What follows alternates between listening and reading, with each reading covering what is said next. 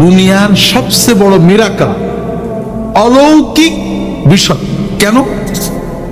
আমরা বাংলাদেশের মানুষ, বাংলা ভাষায় নোবেল প্রাইজ পেয়েছিলেন বিশ্বকবি রবীন্দ্রনাথ ঠাকুর।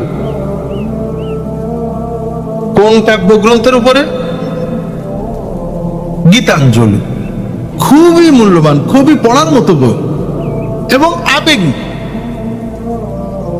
মানে নরম সুর, গরম না। আমাদের দেশে রবীন্দ্র পাগল কবি সাহিত্যিক আছেন না? কেউ কি গীতাঞ্জলি প্রথম থেকে শেষ পর্যন্ত মুখস্থ পড়তে পারবেন নাকি? নিজের মায়ের ভাষার শ্রেষ্ঠতম সাহিত্য গ্রন্থ, সামান্য ছোট্ট একটা বই, বেশি বড় বই না। এই বইটা প্রথম থেকে শেষ পর্যন্ত টনটনে কনকনে মুখস্থ আছে এমন একজন রবীন্দ্র পাগল বাঙালিকে আছে?